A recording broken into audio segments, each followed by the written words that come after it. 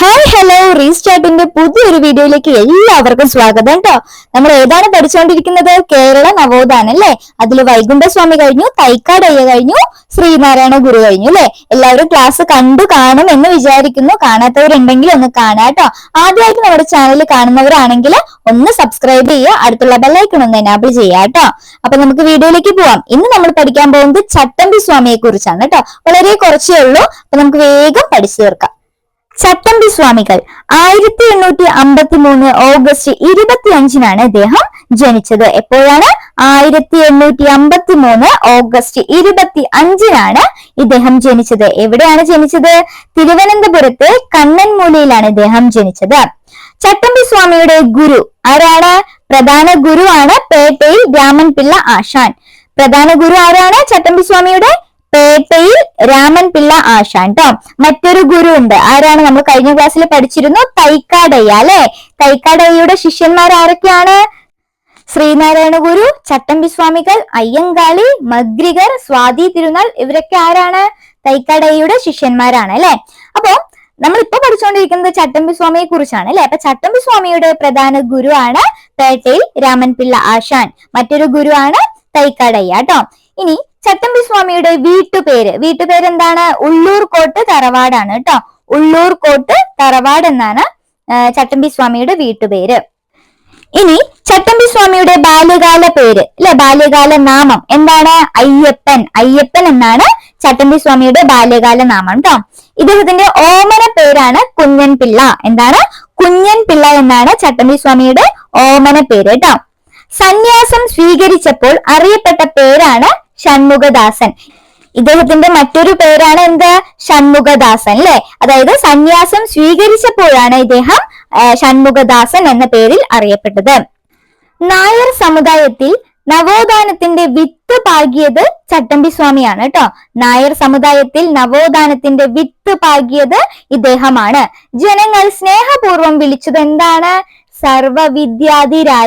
സർവവിദ്യാധിരാജൻ എന്നാണ് ചട്ടമ്പി സ്വാമിയെ ജനങ്ങൾ സ്നേഹപൂർവ്വം വിളിച്ചത് കേട്ടോ.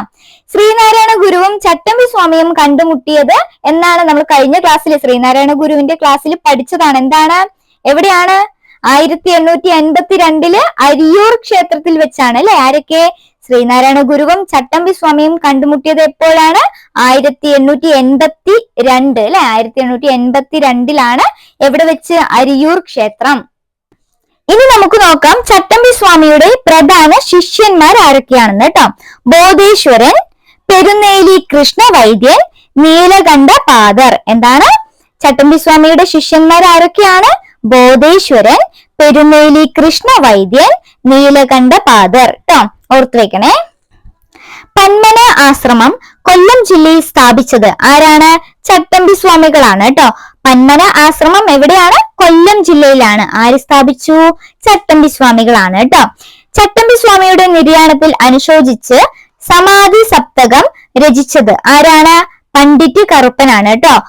പണ്ഡിറ്റ് കറുപ്പനാണ് സമാധി സപ്തകം. ആരുടെ നിര്യാണത്തിലാണ്? ചട്ടമ്പി സ്വാമിയുടെ നിര്യാണത്തിൽ അനുശോചിച്ച് സമാധി സപ്തകം രചിച്ചത് നമ്മുടെ പണ്ഡിറ്റ് കറുപ്പനാണ് കേട്ടോ. ഒന്ന് ഓർത്തു വെക്കണേ, ഇത് ചോദിച്ചിട്ടുള്ളതാണ്. ശ്രീ ഭട്ടാരകൻ എന്നറിയപ്പെടുന്നത് ആരാണ്? നമ്മുടെ ചട്ടമ്പി സ്വാമികളാണ് കേട്ടോ. ശ്രീ ഭട്ടാരകൻ എന്ന പേരിലും ഇദ്ദേഹം അറിയപ്പെടുന്നുണ്ട്. ചട്ടമ്പി സ്വാമികൾ സമാധിയായത് എന്നാണ്?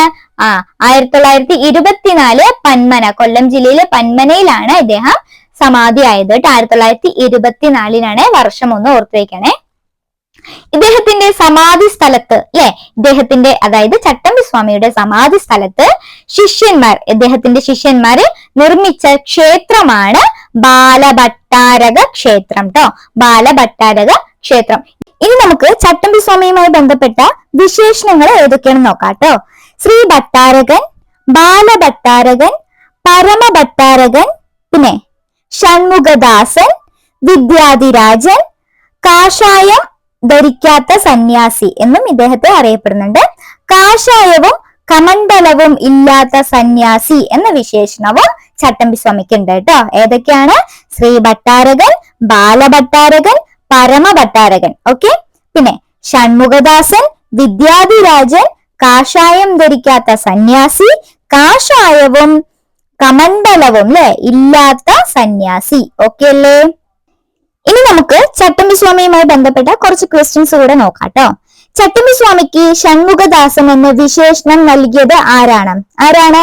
അദ്ദേഹത്തിന്റെ ഗുരുവായ തൈക്കാട് അയ്യയാണ് കേട്ടോ. ചട്ടമ്പി സ്വാമിയെ ഷൺമുഖദാസൻ എന്ന് വിളിച്ചത് ആരാണ്? തൈക്കാട് അയ്യ. വിദ്യാധിരാജൻ എന്ന വിശേഷണം നൽകിയത് ആരാണ്? വിദ്യാധിരാജൻ എന്ന വിശേഷണം ചട്ടമ്പി സ്വാമിക്ക് നൽകിയത് എട്ടര യോഗം, അതായത് പത്മനാഭ സ്വാമി ക്ഷേത്ര ഭരണസമിതി യോഗമാണ് ഇദ്ദേഹത്തെ, ചട്ടമ്പി സ്വാമിയെ വിദ്യാധിരാജൻ എന്ന് വിശേഷിപ്പിച്ചത്. അടുത്ത ക്വസ്റ്റ്യൻ നോക്കിക്കോളൂ. ചട്ടമ്പി സ്വാമിയുടെ ആദ്യ കൃതി ഏതാണ്? ചട്ടമ്പി സ്വാമിയുടെ ആദ്യ കൃതി സർവമത സാമരസ്യം. ഏതാണ്? സർവമത സാമരസ്യമാണ് ചട്ടമ്പി സ്വാമിയുടെ ആദ്യ കൃതി ട്ടോ. അടുത്ത നോക്കിക്കോളൂ. ചട്ടമ്പി സ്വാമിയുടെ ദർശനം ഏതാണ്? അദ്വൈതമാണ് കേട്ടോ. ചട്ടമ്പി സ്വാമിയുടെ ദർശനം അദ്വൈതമാണ്. ചട്ടമ്പി സ്വാമി പഠിപ്പിച്ച യോഗം ഏതാണ്? ചട്ടമ്പി സ്വാമി പഠിപ്പിച്ച യോഗമാണ് ഹഠയോഗം ട്ടോ. ഹഠയോഗമാണ്. ചട്ടമ്പി സ്വാമി അഭ്യസിച്ച വൈദ്യം ഏതാണ്? സിദ്ധവൈദ്യമാണ് കേട്ടോ. ഇനി നമ്മൾ നോക്കാൻ പോകുന്നത് ചട്ടമ്പി സ്വാമിയുടെ പ്രസ്താവനകളാണ് കേട്ടോ. ഒന്ന് നോക്കി വെച്ചോളൂ. അബ്രാഹ്മണർക്കും വേദം പഠിക്കാൻ അവകാശമുണ്ട്. എന്താണ്? അബ്രാഹ്മണർക്കും വേദം പഠിക്കാൻ അവകാശമുണ്ട്. ഇത് എവിടെയാണ് പറഞ്ഞിട്ടുള്ളത്? ചട്ടമ്പി സ്വാമി ഏത് കൃതിയിലാണ് പറഞ്ഞിട്ടുള്ളത്? വേദാധികാര നിരൂപണം എന്ന കൃതിയിലാണ് ഇങ്ങനൊരു പ്രസ്താവന പറഞ്ഞിട്ടുള്ളത് കേട്ടോ. അബ്രാഹ്മണർക്കും വേദം പഠിക്കാൻ അവകാശമുണ്ട്. അപ്പൊ വേദാദി നിരൂപണം എന്ന കൃതി ആരുടെയാണ്? ചട്ടമ്പി സ്വാമിയുടെയാണ് അല്ലെ.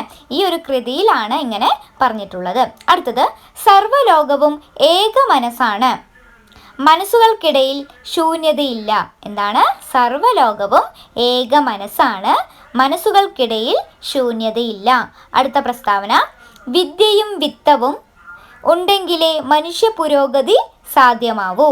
വിദ്യയും വിത്തവും ഉണ്ടെങ്കിലേ മനുഷ്യ പുരോഗതി സാധ്യമാവൂ. അടുത്തത്, അയിത്തം അറബിക്കടലിൽ തള്ളേണ്ട കാലം അതിക്രമിച്ചിരിക്കുന്നു. എന്താണ്? അയിത്തം അറബിക്കടലിൽ തള്ളേണ്ട കാലം അതിക്രമിച്ചിരിക്കുന്നു. ഓക്കെ. അടുത്ത ക്വസ്റ്റ്യൻ നോക്കിക്കോളൂ. ചട്ടമ്പി സ്വാമി സ്മാരകം എവിടെയാണ്? ബാലഭട്ടാരക ക്ഷേത്രത്തിലാണ് കേട്ടോ. ചട്ടമ്പി സ്വാമി സ്മാരകം എവിടെയാണ്? ബാലഭട്ടാരക ക്ഷേത്രം. ഈ ബാലഭട്ടാരക ക്ഷേത്രം പണിതത് ആരാണ്? കുമ്പളത്ത് ശങ്കുപിള്ളയാണ് കേട്ടോ. കുമ്പളത്ത് ശങ്കുപിള്ളയാണ് ബാലഭട്ടാരക ക്ഷേത്രം പണിതത്. ഈ ബാലഭട്ടാരക ക്ഷേത്രത്തിലെ പ്രതിഷ്ഠ ഏതാണെന്ന് അറിയാമോ? ബാലഭട്ടാരക ക്ഷേത്രത്തിലെ പ്രതിഷ്ഠയാണ് ശിവൻ ട്ടോ. ചട്ടമ്പി സ്വാമിയുടെ സ്റ്റാമ്പ് പുറത്തിറക്കിയ വർഷം ഏതാണ്? 2014 ഏപ്രിൽ 30 ട്ടോ. വളരെ ഇമ്പോർട്ടൻ്റ് ആയിട്ടുള്ള ക്വസ്റ്റ്യൻ ആണ്.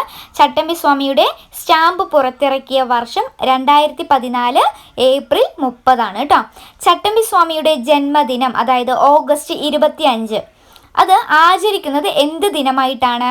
ചട്ടമ്പി സ്വാമിയുടെ ജന്മദിനം, അതായത് ഓഗസ്റ്റ് 25 ആചരിക്കുന്നത് ജീവകാരുണ്യ പ്രവൃത്തി ദിനമായിട്ടാണ് കേട്ടോ. എന്താണ്?